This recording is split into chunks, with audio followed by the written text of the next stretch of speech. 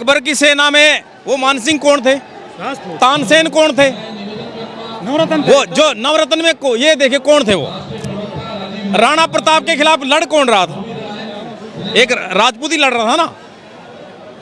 और ये देखे अगर इस देश के SC ST OBC लोगों पर जो सुरक्षा की जिम्मेदारी होती तो ये देश कभी गुलाम नहीं होता। अब ये बताओ अलाउद्दीन खिलजी को बुलाने वाला कौन है, चेतन तांत्रिक कौन है, जिसे पद्मावती फिल्म आई थी इसमें बवाल मचा था, तो इस देश को गुलाम करने वाला कौन है? शासक होता था मैसूर का शेर टीपू सुल्तान उसको बोला जाता है। उस व्यक्ति में उस सलाम है उसको, इस देश को आज़ाद कराने की अकेले में क्षमता थी। उसके खिलाफ कौन खड़ा हुआ? वर्तमान में जो बीजेपी का सांसद है ज्योतिरादित्य सिंधिया, इसके पुरखे उसके खिलाफ खड़े अंग्रेजों के साथ हुए थे। तो मुसलमान का ही दुश्मन हो गया हमारा। एक्ट आया था यूजीसी में, उसको तो डेथ वारंट बता रहे हैं 7वीं क्लास के लोग, कह रहे हैं कि हमारे बच्चे पढ़ नहीं पाएंगे यूनिवर्सिटी में और कॉलेजों में, उन पर केस लगा देंगे ये SC ST OBC के। जिनको ये लगता है ना कि केस लग जाएंगे, अब वो पानी पीने के लिए मौत हो रही है, क्या वो अंधे हैं? फिर जो जज साहब हैं क्या उनको नजर नहीं आता?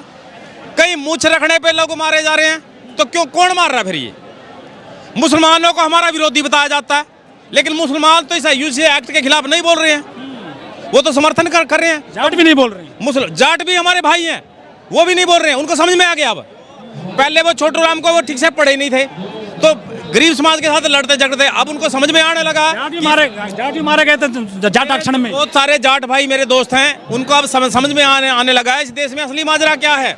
इसमें देश में अधिकार और संविधान का माजरा है। मतलब जो पढ़ेगा वो आगे बढ़ेगा, जो पढ़ेगा उसको आगे बढ़ेगा, उसको बढ़ना भी चाहिए। संविधान तो देश में है लेकिन लागू पूरी तरह नहीं है, 5 या 10% इम्प्लीमेंटेशन है। अगर लागू संविधान 15-20 साल के लिए ठीक से 100% लागू हो जाए तो देश की तमाम चीजें एकदम से सेट हो जाएंगी। क्यों लागू नहीं हो रहा है, कहाँ दिक्कत है? देखो संविधान जो है ना, सिर्फ संविधान का जयकार हो रहा है। जो संविधान बाबा साहब अम्बेडकर ने एक बात कही थी कि किसी देश का संविधान कितना भी अच्छा क्यों ना हो, अगर उसको लागू इस्तेमाल करने वाली सरकारें उनकी नीयत में खोट है, उनकी नीयत में जो जातिवाद है, सोच गलत है, तो कोई अच्छा संविधान भी देश में अच्छा साबित नहीं होगा। वो तो कह रहे संविधान को बदलना है। अरे देखिए सर, ये संविधान कोई बदलना बच्चों का खेल थोड़ी है। वो संविधान में अमेंडमेंट कर सकते हैं जिससे संविधान की जो शक्ति कम होती है, लेकिन संविधान आसानी से थोड़ी बदला जाता है। राज्यों के जो CM है उनके मेजोरिटी से वो होता है। देश के जब प्रतिनिधि संविधान सभा चुन के गए थे, कैसे संविधान बदले उठा के, कोई कंच का गिलास उठा के इधर से उधर रख देंगे। लेकिन ऐसी अब खबरें आने लगी हैं मीडिया में, देखिए कोई वकील है, कोई जो है बाबा है। देखिए अगर उस वकील को संविधान से दिक्कत है तो मैं तो ये कहूँगा, अगर तेरे उसके अंदर जरा सी भी शर्म है, पहले तो वो कोर्ट निकाल के रख दे, क्योंकि संविधान के जो पढ़ने वाले हैं उस संविधान की वजह से वो रोटी खा रहा है। ये वो बात है, जिस डाल से पे बैठे हैं उसी को काटने का काम कर रहा है। ब्राह्मण कह रहे हैं कि हम तो अभागे हैं, सवर्ण में पैदा हो गए। अरे जो अभागे काय के लिए? किसी ब्राह्मण के साथ कभी मैंने तो कोई जातिवाद का भेदभाव देखा ही नहीं। वो कैसे अभागे हो गए? लखपति करोड़पति हैं, गाड़ियों में घूमते हैं, बड़ी बड़ी गाड़ियों में, तो कैसे अभागे हो गए? इंसान को इंसान नहीं मानते आप। गोबर को आप वो कहते हैं काजू बादाम जैसा स्वाद आता है आपको, लेकिन इंसान को इंसान नहीं मानते आप, भाई को भाई नहीं मानते। कुत्ते को आप गोद में उठा लेंगे, लेकिन इंसान से आपको नफरत क्यों होती है? भेदभाव खत्म होगा क्या लग रहा है? मोदी जी तो कहते हैं कि मैं दलित भाइयों को मत मारो, चाहे मुझे मार लो। वो तो आपकी बात करते हैं मोदी जी, तो वो एक इशारा है कि जो मोदी जो कहते हैं ना, उसका उलट इशारा होता है ये कि आपको क्या करना है। तो ये जो सर्वे किया गया था यूजीसी के द्वारा कराया गया था, कॉलेजों में यूनिवर्सिटी में जो भेदभाव होता है और वो मामले बढ़ गए हैं, सच्चाई है क्या? ये 118% बढ़े। किसी समय में अंग्रेजों ने सबसे पहले, देखो देश में कितने आक्रांता लोग आए, शक आए, डच आए, हुन आए, फ्रांसीसी आए, जो बहुत सारे आक्रांता लोग हैं, मुस्लिम भी आए, मुगल भी आए, तरह तरह के लोग पूरे देश पे राज के हजारों साल राज करके गए। सबसे अंत में अंग्रेज यहाँ पे आए।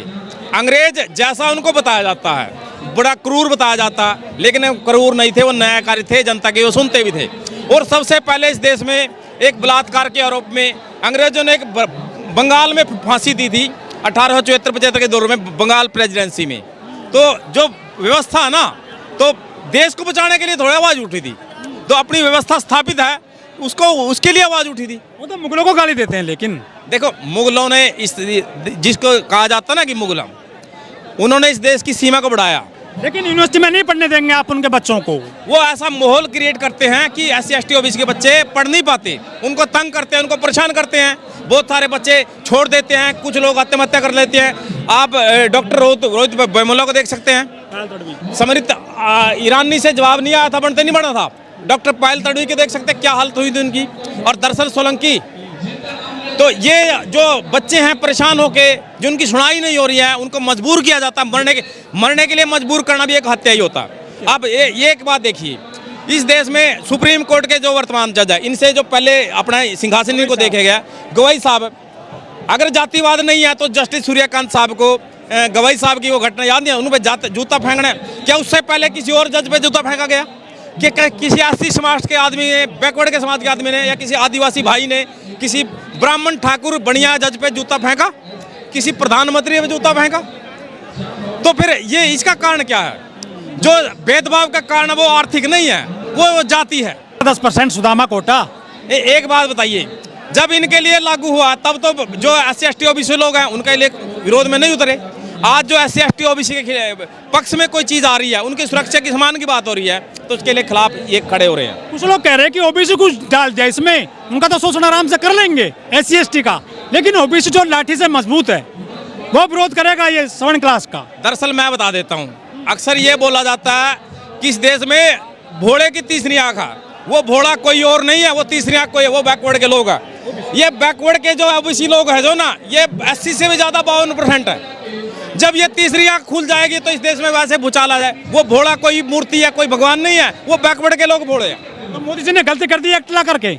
मोदी जी ने गलती, मोदी जी कहाँ लाए हैं? इस देश के लोगों की डिमांड थी ये। मोदी जी कौन लाने वाले? ये देश की जो सिस्टम इस देश में हो रहा है, इस देश में घटनाएं हैं, उन घटनाओं की ये डिमांड थी, ये उस वजह से आ रही है। अच्छा, मोदी जी एक बात बताओ, यदि मोदी जी हितैषी हैं तो वह बैकवर्ड खुद को चीख चीख के बताए थे। किसी ने पूछा नहीं था कि आप कहाँ से हो, किस जाति से हो, चीख चीख के बताए थे कि मैं पिछड़े वर्ग से हूँ। तो पिछड़े वर्ग की गिनती करा देना मोदी जी। उनकी जाति खोद ली इन्होंने, तेली बता रहे हैं मोदी जी को। अब ये भी बात देखने वाली है। कुछ समय पहले उनको हिंदू सम्राट बताया जा रहा है, हृदय सम्राट, आज उसको तेली बताया जा रहा है। तो ये तो हम जाति के आधार पे गाली कौन दे रहा? हम तो नहीं दे रहे। हम प्रधानमंत्री मोदी के, जो प्रधानमंत्री मोदी है, देखो मैं मोदी जी से बिल्कुल सहमत नहीं हूँ, लेकिन वो वर्तमान में भारत के एक संवैधानिक पद पे हैं। पद पे रहने के लिए मैं उनका सम्मान करता हूँ, प्रधानमंत्री हैं वो, उनका आदर है। उनका विरोध भी सम्मान के साथ हम करते हैं। लेकिन आप पे आरोप लगता है कि आप SC एक्ट का, आप तो हरियाणा से आते हैं और वहाँ आपके खिलाफ तो एजेंडा चलाया जा रहा है। जैसे रजत कलसन है, उनको भी जो है आरोपी बना दिया जाता है कई मामलों में कि आप लोगों को भड़काते हैं, SC एक्ट लगवा देते हैं आप फर्जी, ऐसे मामलों में। एक बात बताइए, देखो एक्ट कोई भी है, क्या उसके दुरुपयोग क्यों होता है उसको रोकने का काम किया, ना कि एक्ट को बिल्कुल बंद कर दिया जाए। क्या एक बात हो, महिलाओं की सुरक्षा के लिए जो कानून है, क्या उनका दुरुपयोग नहीं होता? एक महिला से जरा सी कुछ बात हो जाए, वो पता नहीं आप पे छेड़छाड़ के बुला, पता नहीं किस चीज का आरोप लगा देगी, है? तो क्या नहीं होता? ऐसा नहीं है कि भाई जो अगर दुरुपयोग हर चीज का होता है। क्या सरकार, जो सरकारी पद है, सरकारी अफसर बैठे हैं, विधायक सांसद, क्या वो अपने पद का दुरुपयोग नहीं करें? क्या वो ईमानदारी से कर रहे हैं? तो दुरुपयोग अगर किसी का हो रहा है तो नहीं होना चाहिए, उसके रोकने के लिए कोई नीति उठाइए, ना कि इसको एक्ट को बंद कर दिया जाए। लेकिन इस एक्ट से जो है हिंदू बट गया है आपस में। अब एक बात बताइए, भारत का संविधान का आर्टिकल 330/31-32 ये बताता है जो SC ST OBC लोग हैं वो इस देश के जो है हिंदू नहीं है, इस देश के असली मूल निवासी है। तो हिंदू कहाँ रह गए? यहाँ पे 20% मुसलमान हैं, यहाँ पे सिख भी हैं, यहाँ पे क्रिश्चियन भी हैं, यहाँ पे बौद्ध भी है। तो हिंदुओं का देश क्या है? जो हिंदू है, हिंदुस्तान शब्द है, ना वो संविधान में है, ना कोई वेद में है, ना कोई कुरान में है, ना किसी भी ग्रंथ में नहीं है, कहीं से भी। और असल में बताऊं, हिंदू इस देश में जो भारत की सीमाओं से बाहर के जो लोग हैं, मुगल और मुस्लिम अलग होते हैं। जो भारत के रहने वाले वो मुस्लिम हमारे भाई हैं, उनसे हमें प्यार है। जो इस सीमा से बाहर है, इस देश की सीमाओं से बाहर है, वो मुगल हैं, उनसे हमें कोई लगाव नहीं है। उन्होंने गाड़ी है ये। स्वामी दयानंद सरस्वती एक सच बोलने वाला ब्राह्मण था, मैं उनका सम्मान इसलिए करता हूँ, उन्होंने सच बोला। उन्होंने खुद को हिंदू नहीं एक्सेप्ट किया, उन्होंने बोला कि हम आर्य हैं कभी। और ये शब्द का प्रचलन 1891 की जनसंख्या में पहली बार प्रचलन हुआ। अब जब औरंगजेब जब जजिया कर लगाए थे तब यही लोग ये खुल के बोले थे कि हम हिंदू नहीं हैं, हम तो आपकी तरह बाहर से हैं, हम आर्य हैं। मोहन भागवत विदेश इजराइल गए थे, खुद बोले थे कि हमारे पुरख, मुझे गर्व है कि मेरे पुरखे यहीं से आए थे। तो किस हिंदू की बात कर रहे हो भाई? कोई हिंदू को कमजोर हो जाएगा, नहीं हिंदू बटोगे तो कटोगे आप। मैं एक बात बताइए, बांटने इस देश में 6,743 जातियों में देश को, समाज को किसने बांटा? अब ये बहुत सारे लोग ये कहते हैं कि बाबा साहब डॉक्टर अम्बेडकर का जो संविधान है ना, वो जाति प्रमाण पत्र जारी करता हूँ। तो मैं बताता हूँ, वो जाति प्रमाण पत्र जारी नहीं करता, वो category schedule caste schedule tribe वो जारी करता है। जाति प्रमाण, बाबा साहब ने जाति को खत्म कर विलय करने का काम किया है, वो कैटेगरी प्रमाण पत्र रहता है। और मैं कहता हूँ, जो जाति प्रमाण जिसको कहा जाता है, उसके अंदर से जाति शब्द हटना चाहिए, केवल scheduled caste scheduled tribe schedule backward class रहना चाहिए।